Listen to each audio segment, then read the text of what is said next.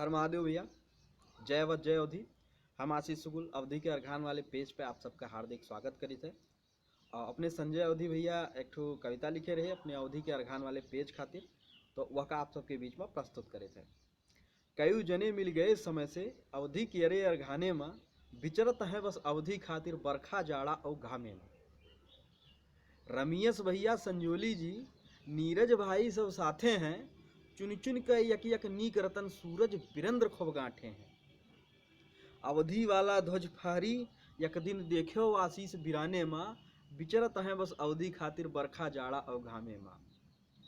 अनगिनत महानुभावी अवधि के अर्घान में बैठा है, अमरेंद्र अवधिया भैया जी अवधि इतिहास का नवा रचयिता है। संजय अवधि ना लागे दाग दिहो, रघुकुल के कबहु घराने माँ, विचरत हैं बस अवधि खातिर बरखा जाड़ा और घामे माँ। उम्मीद आप सबका ये कविता पसंद आए हुए, तो अगर पसंद आए हुए तो यह का कविता शेयर करें, लाइक करें, अपन अवधि के अर्घान चैनल सब्सक्राइब करें और लोगन तक ये कविता जरूर पहुँचावें। जय अवध, जय अवधि, जय हिंद, जय भारत, वंदे मातरम, हर हर महादेव।